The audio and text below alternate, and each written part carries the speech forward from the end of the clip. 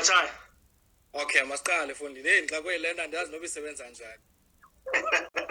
No, abantu bebelungile ndiyabona apha kwi-comments. Bayabuza ulinde kufike wonke umuntu na. Kuthiwa kulinda uba ngumhlaba. So we are waiting on you to arrive. Sendikhona. Now let's get this on the road. First and foremost, just thank you for joining me on this platform. And thank you for just agreeing to share experience and expertise, touching on various subject matter, and of course, underpinning the theme, economic recovery strategies. I think first and foremost, let me give you a hearty congratulations on being appointed as one of the members for the Presidential Economic Advisory Council. I think that's a big one. And noting your accolades, that's something that we can't underscore the value that you have towards driving our country forward. So kudos on that. Thanks, and I must say, I mean, over the last, I think, few weeks, I was saying to someone the other days, I don't think I've ever worked as hard as I've worked during this period. I think it's been a difficult moment for South Africa. It's very unprecedented. I mean, that's and I think the reality of it is that, you know, our economy and even our society is not going to be the same after this.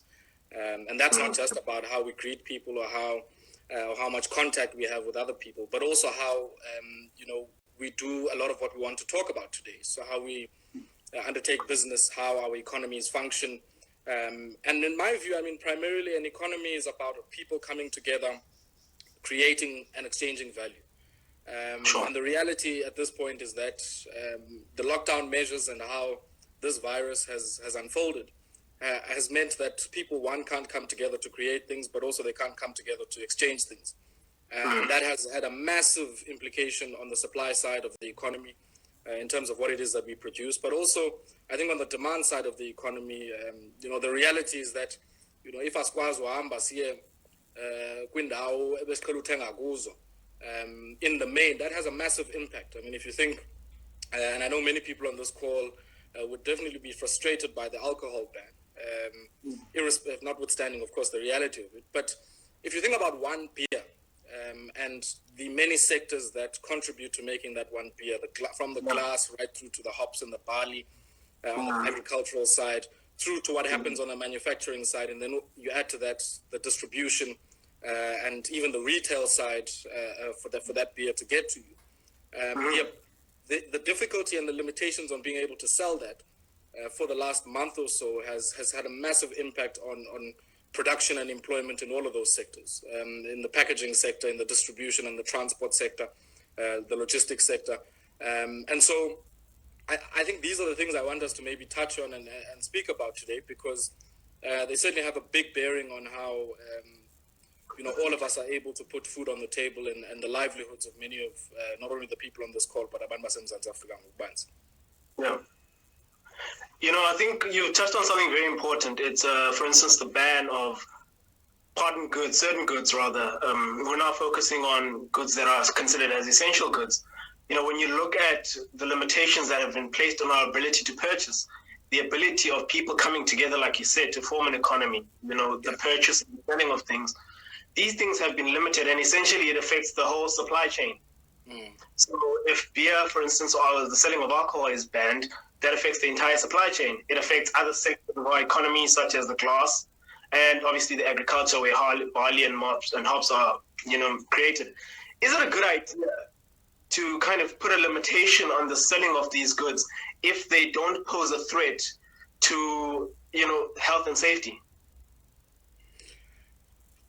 I think there's a big reality, and I want to use the example you make of alcohol. I mean, no one on this call would deny that alcohol has a massive impact on the safety of those who consume it and the safety of those who are around those who consume it. Not only in terms of accidents, not only in terms of gender-based violence, not only in terms of, you know, all of that, but also if you think about the public healthcare response that we need to mobilize. I mean, we've heard Okricha coming to us and saying that, you know, their trauma and casualty wards have certainly had some reprieve during this moment because abanda basafiki behlatyiwe or coming from accidents and the like. So I think we need to accept that reality. But the balance for me has to be struck with the demands of our public healthcare system and the impact that opening up alcohol was going to have on an overstretched system. I mean, we can see this, in Buma Colony and in many of the hospitals there, where simple things like personal protective equipment aren't there for frontline healthcare workers. Now, if you add to that, on the other side, the large, I mean, if I can put it this way, the large burden on the public healthcare system that comes with alcohol-related issues, then you probably have the makings of a perfect storm there. So the issue is, how do you, in the primary side of things, sort out the healthcare issue before you can even get to the economic issues? Because the reality, I mean, as the Ghanaian president said, is, we know how to inject stimulus and demand into economies. We've done it multiple times across the globe, from the 1918 flu right through to 1929, prior to the Second World War, when we had the Great Depression, and even after that, after the Second World War, the post-war reconstruction effort. So we have the tools, and we can maybe discuss some of the tools of how you re-inject demand into the economy. And of course, you're not going to win back what you've lost by way of economic potential. Some of those jobs will never return, and that's the reality of it. But in is to breathe life back into dead bodies. We don't know how to do that. And I think the Ghanaian president was very, I guess, loud in trying to assert this message, that the primary aim of the COVID-19 response has to be the healthcare response. And Nati, as economists, maybe need to exercise a bit more humility and step back and allow many of the people who are in the front line of the health response to be able to lead the response. Of course, our economic intervention has to complement whatever it is that we're doing on the healthcare side of things. And much of the work we've been trying to do is to try and see how we can put our heads together to create a coherent set of packages, interventions that are able, in the immediate term, to give some relief to the economy. And I think, as the president then said with phase 3, how do we then, get the economy back in some form of a path towards recovery or reconstruction, which in my view is going to take probably anything between 18 months and 3 years. Now, Mandito Bella, that when I speak here, I don't speak on behalf of the Presidential Economic Advisory Council. I mean, I think it would be a tough ask to speak on behalf of 18 very strong-minded and opinionated economists who might not share the views that I hold. Nor do I speak on behalf of any of the employers. I mean, and nor do I also speak on behalf of Tesbe Holdings, because I think some of my colleagues might also have different views to what I'm saying. So I do think that, yes, there is a knock-on impact of restricting the sale of tobacco. I mean, you heard Edward Kiswetter, the commissioner, saying, just around 285 billion rand is said to be lost on the revenue side of things. So there's also the difficulty in what we're able to collect, which might mean that we're going to have to go and borrow a bit more.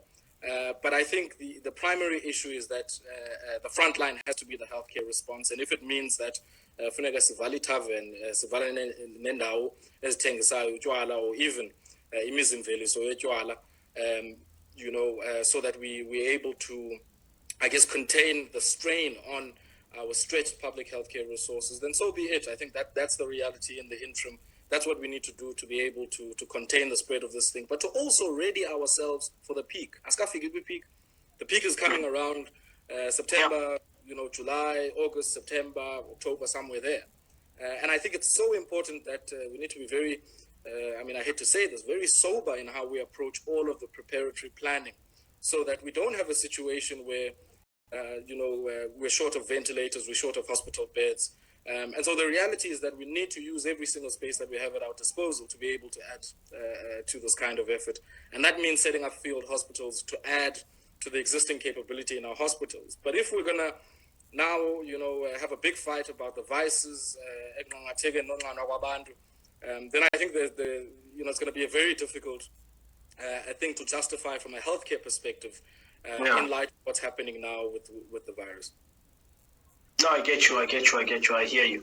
And, you touched on a very important thing, which is, having to prepare ourselves for the peak, not only just from a healthcare perspective, but also from a financial perspective, because Amanabanins want to protect their pockets. Families are going to have to stretch their budgets in order to feed people. Some homes are just single-parent households. Amanya are fending for themselves, You've got people who just started, accessing the job market, but at the same time, where people don't know if they'll be secure or not. We all understand the system of last in, first out. But as a middle-class citizen, I'm trying to wrap my head around this entire thing. and with little to no economic knowledge, it's very difficult. And I've just been reading up a lot, like any other, citizen. And I understand the front line is the healthcare system. But at the same time, I think there's a conjugal relationship between the healthcare system and, you guys as economists. And I've just been trying to wrap my head around, and I've been coming to a number of conclusions that, have obviously been issued out by National Treasury and some of the government institutions that have become reliable sources for us to, kind of have a framework or a sense of frame around what's happening in the country. And one that came to mind is the types of economic recovery strategies that are going to be in place. For instance, there's something that's called the L-shape recovery. Sure. And then U-shape recovery. And then there's a V-shape recovery. And then there's some economists, your learned colleagues, who are just abandoning these entire notions and just settling with the fact that this thing is just going to be slow and difficult. Can you like? No, injalo. I think the starting base, and that's why I said, even as economists, we might need a dose of humility in this conversation. There was a professor in the United States who said, we don't create the timeline, the virus does. And the reality of it is that even that timeline that you're talking about, either L-shaped recovery or a V-shaped recovery, is all dependent on how the virus unfolds. And that is the biggest unknown variable in this entire exercise. You can put together an intervention like the special COVID grant, 350 Rand, and say it's for 4 months. But that's based on your assessment of how long this crisis is going to hit households. And what if it happens for 18 months? And I think this is the issue, that, we're working very much on a basis of flying blind, trying to, I won't say we're trying to build the plane as we fly it. I think there's a lot of technical work that has gone into this that you mentioned. And I think there's different models that people have put out. But one of the things that are common across all of these different models is an acceptance that we don't know how this thing is going to unfold on the medical and the epidemiological side of things. We don't. And so anything that we say from an economic modeling perspective of a V-shaped or even an L-shaped recovery will be dependent on how quickly we can test, how quickly we can contain the areas where the hotspots are happening, and more importantly, how quickly, on the basis of the evidence and the data that we have, how quickly we can reopen key segments and sectors of the South African economy. And I think, those three factors are all influenced by, for me, the epidemiological journey of this particular virus. We don't know if this virus, for instance, is going to mutate, as we saw with the 1918 Spanish flu epidemic, into a second, more deadly wave. We don't know that. We don't know that if, Bella, you've tested positive and then you test negative, whether or not you can test positive again. We don't know that. And so on the basis of that then, I guess, limits issues like herd immunity. It limits the ability to be able to undertake a smart lockdown, because we haven't done enough tests to be able to have a macro picture that says, sayibona eFalbang ba ixakile le virus, kodwa siyabona eDordrecht ba noko ayifani naseFalbang, and so we must be able to at least give some reprieve and take Dordrecht to level 2 and take maybe Falbang to level 5. We don't have that data yet. And until we have that kind of data, I think it's a massive risk to be able to open up key sectors of the economy and then make people vulnerable to the transmission of this disease in a country that has the highest treatment program for HIV and AIDS, some of the highest levels of tuberculosis in the world. And then, you go in and you fly blind and hope that things are going to work. I don't think that a responsible government would intervene in that kind of fashion. And I don't think even, responsible members of people's families would want that kind of thing. And so maybe we also need to be patient, I think. And this is my personal view. We need to be patient with the opening of schools, the opening of malls, the opening of all of these big areas of our economy. And yes, we understand the cost on the educational journeys of young people, the cost when it comes to livelihoods for families. But the reality is that the macroeconomic intervention has to be able to gear itself up for the worst case scenario. It must gear itself up to intervene. And we've learned from the economic history that when you are in a crisis, there are three things you need to do. The first is to try and mitigate the declining or lost wages. And we're seeing that in the South African economy with retrenchments and layoffs that are happening. And you need to make sure that you replace some of those incomes, because you don't want to create a demand shock where there's a massive loss of consumption and spending in the economy. The second thing is that you want to make sure that capital and financial markets continue to work. We've seen crisis levels of bond yields on the South African 10-year government notes. We saw in March it was hovering around 12.3%. The historical average is probably around 6.5 to 8% or 8.5% or so. And so the central bank has to intervene. It has to go and buy government bonds, and it's a debatable point whether or not they should do that in the primary or even in the secondary market. But the issue is that if you don't sort that out, that yield, it's going to have a massive impact on the terms on which you want to borrow in order to expand the grants program or to expand infrastructure programs in the recovery period. So you also have to contain the terms on which you borrow. So it's like if you were in a household and you knew that you had suffered an income shock, but you were able to go and borrow somewhere. You want to ensure that you're able to borrow in a sustainable way so that when you do start to make income, not all of your money is going to pay that mashonisa or whoever had extended that debt to you. And I think we're in a similar challenge as a country, that we're trying to contain the terms on which we borrow and ensure that that happens in a sustainable fashion. And I think that's what explains, I mean, in the numbers that we saw coming out of the South African Reserve Bank earlier on today, which showed to us that, I mean, since between March and April, the South African Reserve Bank has bought already 11.4 billion rand in government bonds in the secondary market. And you can see this in the yield curve. We're probably at around 9.34% now, from a peak of 12.3%, I think, on the 22nd or 23rd of March. So I mean, these things are real. And I think at the end of the day, some of the decisions, we probably, I think even the government could potentially do a much better job in being able to communicate and assure South African citizens that some of the plans that are in place are informed by evidence, they're informed by economic history and experience, and then also to have the humility to say that, there are certain things that's nazazi, and that, in that kind of context of uncertainty, we are making decisions with all of the information that we have at our disposal, and that there are also unknown unknowns. And we need to be able to make, some provision for that in our own expectations and also in our own impatience about reopening the South African economy. No, I hear you. We're in difficult times, and we're sinking and swimming at the same time. And it seems as if it's all too difficult for us to manage. But then again, you get situations where, for instance, Ibrahim Patel comes out as the Minister of Trade and Industry and says, "Abantu bafana nani who are trying to bring reality to people are just sucking their thumb when it comes to the economic damages of the lockdown." And having had a statement that was released by National Treasury, I'm sure it should have came to his desk at some point in time. But are you guys really preparing us for the worst, or is it a case of too many cooks spoiling the broth?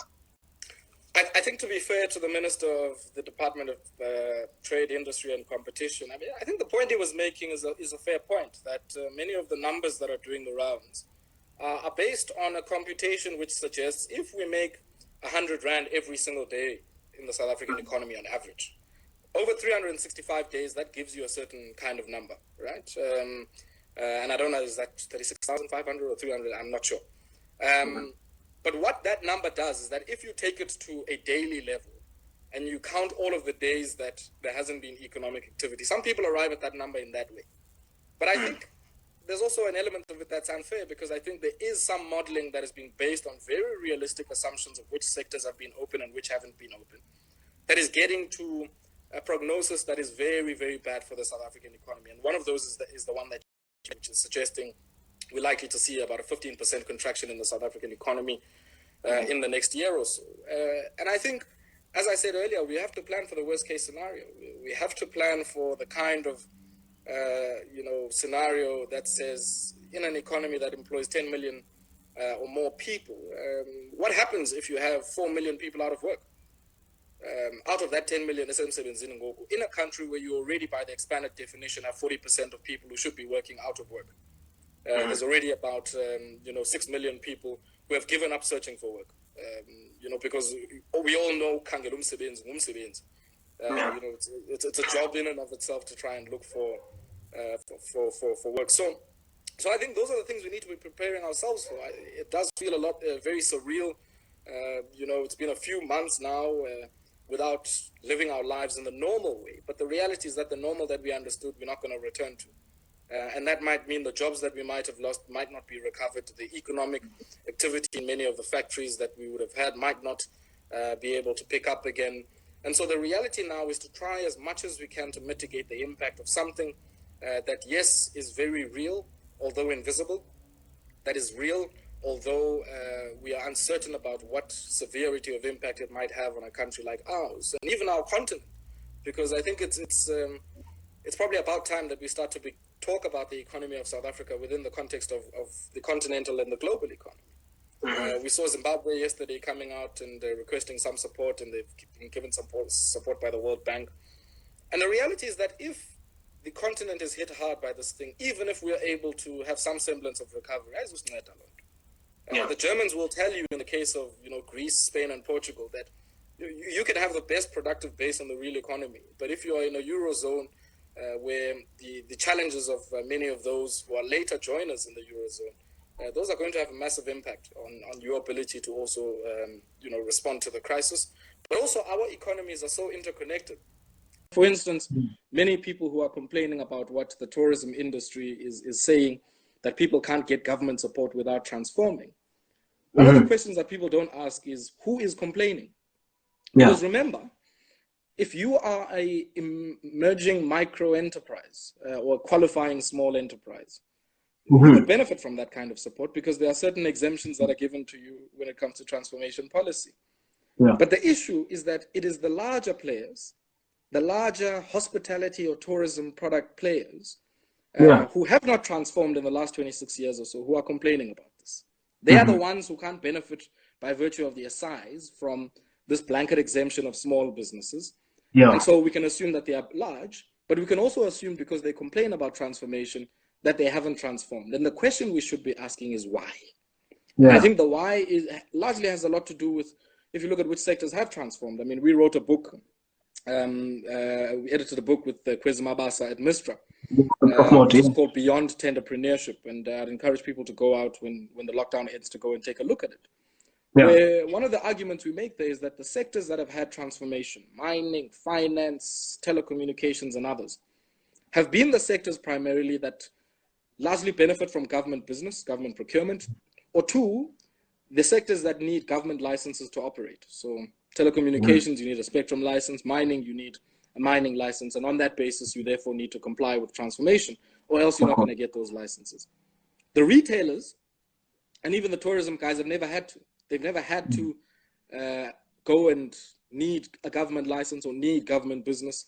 And so they've been very complacent in transforming. And now that's why because they haven't done the work to diversify their ownership structures and primarily also who they procure from. And that's why there's this complaint at this point in time. So this is an opportunity, in my view, that those who are begging for the support, in return for that support, my view is that they must commit and make an undertaking to get into some kind of a deal that will improve their diversity from an employment equity perspective, from an ownership perspective, and also from a supplier and enterprise development perspective. Then, only then, do they get government support. Because, you're never going to get any free lunch anyway. You're never going to get any money that comes with no conditions. And I think it's wrong that now there's an expectation when banks set conditions, for entrepreneurs like ourselves to go and get, funding from them, that when our government extends the same thing, that our government shouldn't have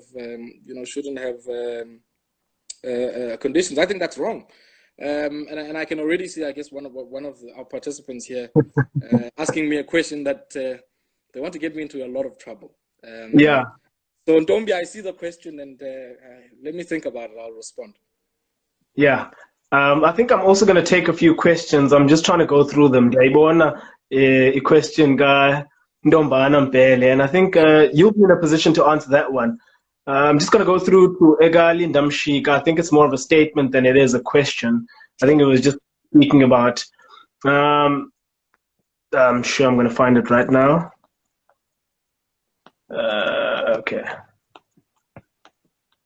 No, it's a statement. He says, citizenry behavior can fast-track the economic recovery. We will decide how long the virus will impact our economy. The so-called peak could be sooner than anticipated based on how much precautions we take. I think even from an economic perspective, I'll have you comment on both. I'm just going to throw in something from an economic perspective. You know, I read a paper that has been commissioned by the National Treasury, and in that, a group of economists, you know, kind of analyzed 62, you know, sectors within our economy, and it's a detailed piece of work that has certain projections about the lockdown, and they suggest that in a short lockdown, you know, we'd have -5% growth. In a sort of slow one, we'd have -12% growth, and definitely in a long shutdown, we'd have -16% growth. Is this a good time, based on what, you know, the comment has said there in terms of citizen behavior? Is it a good time, even from a government perspective, to invest in entrepreneurship, since you've touched on it? Because two things, like a small business owner like myself, you know, there are limited people that we employ. For example, by 5. And there's a lot of adaptation and variability when it comes to, you know, small businesses. They also comply. Yeah, but if it's all about Ditengisa, or I came up with the mobile car wash, Comson got hand sanitizer and gloves. Look, I mean, I think it's always a good time. It's always a good time, Bele. You know, it's always a good time to support entrepreneurship at any time. I think for any government, it's in their interest to expand, as you know, socialists like ourselves would say, the productive forces in your society. It's important. But I think what we have in South Africa is a very unique challenge, even on if you compare us to other people on the continent. On the one hand, you have a very sophisticated startup segment, right? And here I'm thinking of Cape Silicon. I'm thinking of all of these, you know, tech-savvy, highly capitalized, capital-intensive startups that are set for scale and that are set for growth, right? Then in the middle of that, you have what I would call struggling and even survivalist micro-enterprises.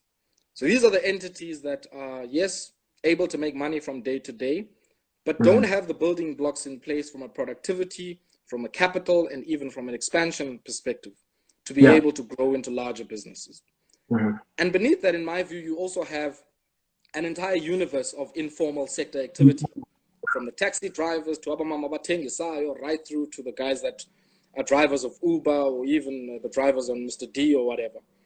And so, when we talk about entrepreneurship, is which kind of entrepreneurship do we think is deserving of state support, and which kind of entrepreneurship should ideally be benefiting from private sector and even, you know, societal support, and the universe of capital that sits there.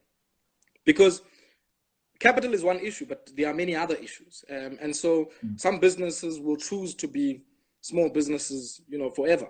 Some businesses, out of necessity, will be small businesses forever, whereas other businesses are more poised for scale and for growth. And the thing is, for me, you have to catalyze the growth of those that are set to scale and in scaling are going to be able to employ people. You don't want to create a situation where you end up supporting a team of startups that are largely capital intensive, unless their activity is going to have spillovers into sectors that are able to employ people at scale. And this goes back to my conversation about a value chain that you could support, for instance, an innovation that might be capital intensive and not employ a lot of people. But if that intervention is critical for unlocking space for manufacturing, for instance, to employ more people, then you would want to support it.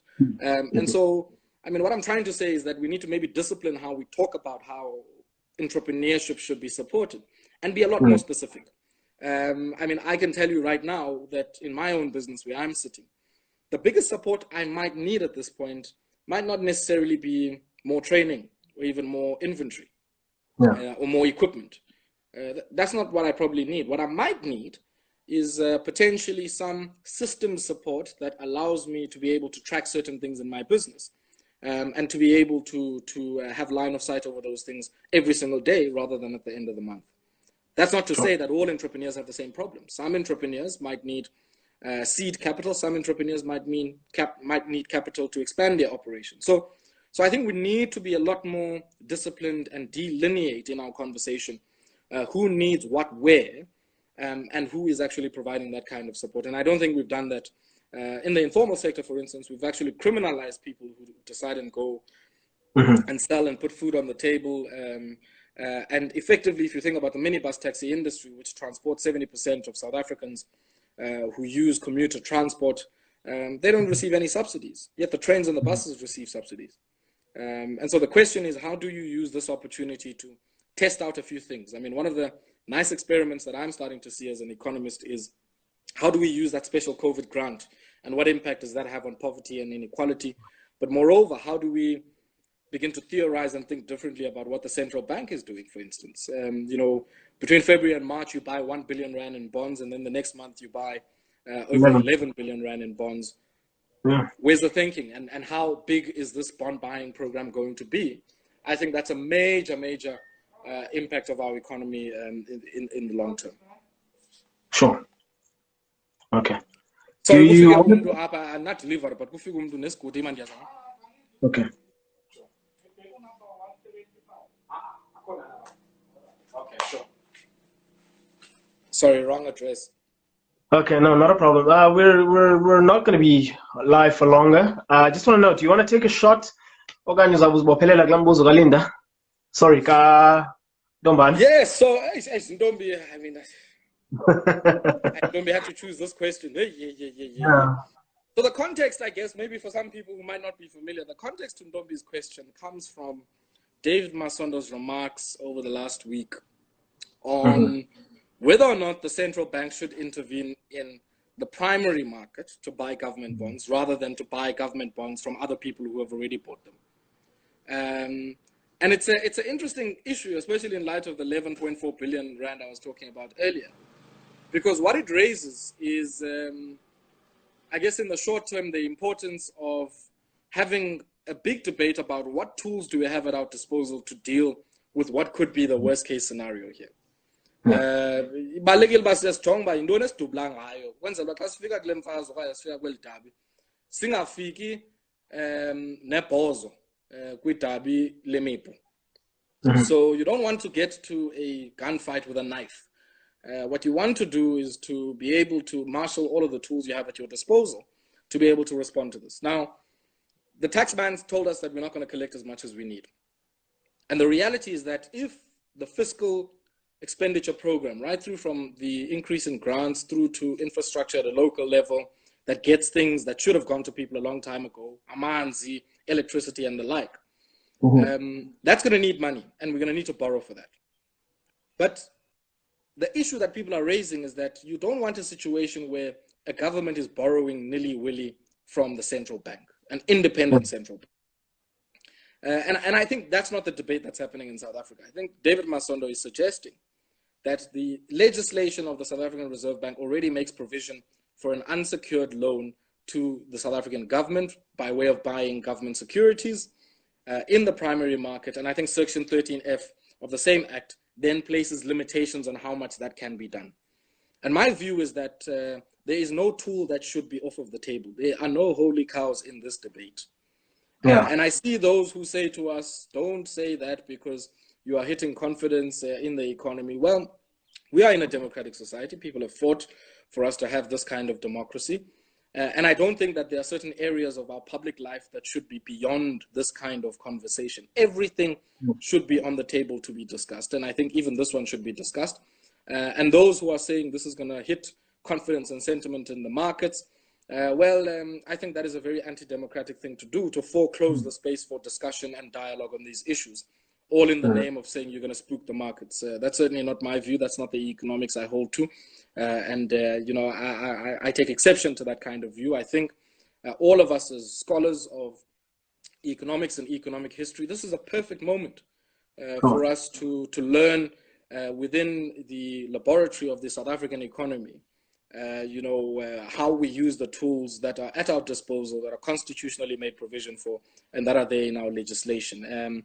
This is certainly not the time in the abnormal nature of our situation for us to be taking a conservative line that says, we have the tool and the law makes provision for it, but we're probably not going to use it and not being able to answer why. I think many of the people that have said, let's not use modern monetary theory, in my view, are yet to come back to us and tell us why we should not, and maybe what the alternative is in the short to medium term. Sure. No, I appreciate it. I'm sure Ndombi will appreciate that, opening up a space for dialogue. Lastly, Macha, I know it's been quite an interview. We've said quite a lot, but I just want to know, for those who don't know, you used to be the economic justice manager at Oxfam South Africa. Yes. Yeah. And part of that duty is for you to become a thought leader, incorporating political economic analysis to allow those who are poor and marginalized to reclaim their rights and participate in the affairs of the country. Now we're sitting in a situation where, like you said in an interview in Metro FM Talk, I think it was just after the president had closed the South African Investment Corporation last year, that Yes. South Africa lacks a budgetary accountability system, or a budgetary expectation accountability system, somewhere along those lines. Now, when we're faced with a situation where South Africa has its biggest spending plan, how do we keep the government accountable to those things? I think that's a brilliant question, Abela, because it speaks to the nub of all of what we're talking about. I think it also underscores and highlights that our challenge is probably, yes, manifest in a money shortage and a challenge of how where we find the money to finance all of these things. But it is not primarily a monetary or financial problem. Yeah. I want to maybe make this example to underscore that point. I'm from the Eastern Cape, Ngwazakoma, and many people on this call don't have to be reminded of the poverty and the challenges that many of our people face. And our economic system has tried, in how we divide revenue, to take money to where it's needed the most. So if we're talking about water infrastructure, and I want to use water as an example because there's yamanzi in Mpuma Koloni. The infrastructure yamanzi is done, or I should say the spending on water services is done at a district level. So you have a national government, you have a provincial government, you have a district government, and then you have a local government, right? Yeah. Now, water and sanitation is the preserve of district municipalities. Now, how they undertake the function is to receive money from national government to invest in the building of dams, the building of treatment plants, the building of reticulation infrastructure to take the water from a treatment plant right through to your household, so that when you open the tap, Now, the issue is that because we have hollowed out the capacity of our state to do work, and we'd like to issue everything in tenders, what has happened is that even the money that has been allocated by national government for capital spending, for spending on building the capability to deliver water into the long term, has gradually been underspent in the Eastern Cape primarily. And if you look at the spending on many of the conditional grants that are linked to key service infrastructure, water, electricity, roads, and the like, there's been massive underspending there. And the issue in that underspending is that you don't have the capability to prepare, plan, and bring projects online in the time that you've communicated, and ensure that service delivery happens. And I think this primary challenge of state capacity at a municipal and a district level capacity is going to be the difference between whether or not that 500 billion rand means anything to the masses of our people, or whether or not it means something. Because if you're not spending that money, I always make the example of Krisan, Umaspala, which they're from Craddock right through to Ngaba Ngasenqobo. You've had a trend over a long period of time where capital expenditures have been underspent, and rollovers have happened, and money being sent to treasury, and there's been fights between a service provider and a community. Projects can't go online. And I think for me, at a street, community, village level, those are the issues that Abandu are dealing with. And our task as economists is not to just speak at a high level, but is to be able to say, when government plans, when government allocates budgets, how do we ensure that our people have enough knowledge to be able to hold our people, to hold our elected officials to account? So to be able to say, even at a project level, ndibonile ku-SDBIP yasemalahleni municipality that bekufanele uba kukho iproject yamanzi okanye iproject yendlela eya elalini ethile lady. That has not happened. And I think for me, the issue is we probably haven't done a good job in saying where that information is, where it can be found, so that people are able to ask relevant and very directed questions about the kind of interventions that should be happening in their communities before we even get to the big money conversations of are we going to go to the IMF, are we going to go to the BRICS Bank? All of those things matter very little if once we have the money, we spend. No, Ndiakuva Macha.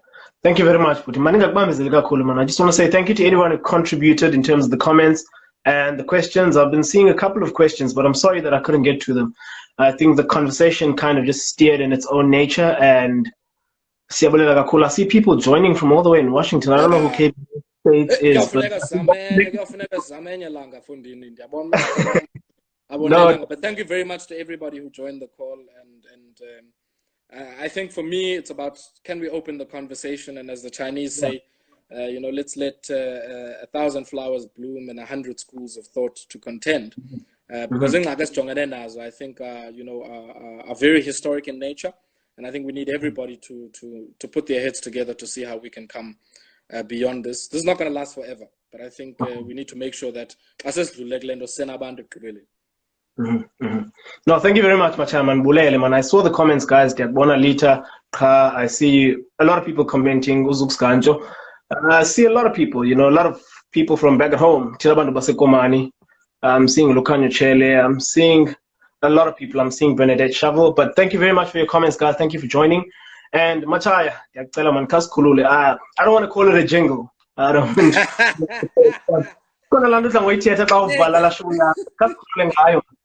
Let's, why are you putting me on the spot like this, man? So maybe just a quick word on what that thing is about. I mean, a lot of people have said to me, "Hey, iPhone is 800 cloud to I saw Stoko Sames."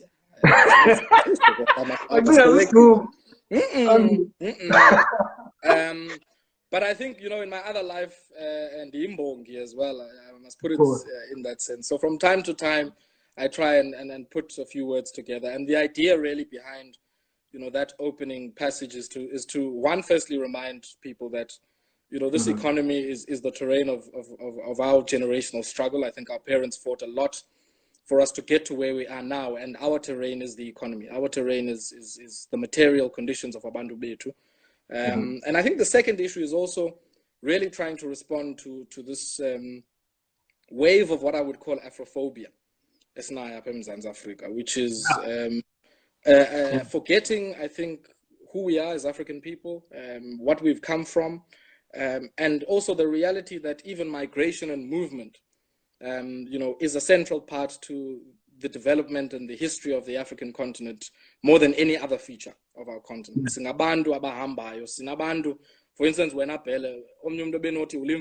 even that idea of ukumfenguza is a critical part of the migration of our people throughout this continent. And so every corner of this continent is as much my corner of the continent as it is, the corner of the child who's born now in Eritrea or even in Ethiopia or even in Somalia. So yes, siyasithi singabantwana bomgquba, singabantwana benzaka, singamathola nyongande kudlelana, singabantwana bakhula ngenembe kaGastyeketya, sazalwa sinamazinyo, singamaceba omnga kwaye singamaceba omnqumo, sisisizukulwana sembungu nontsizi mqwetho, sisisizukulwana sikamqhayo leli ngapha entabo zulu.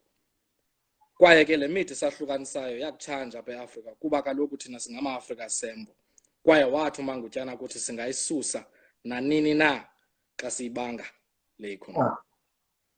Take care, buddy. Thanks, man. Thank you so much. Thank you, everyone.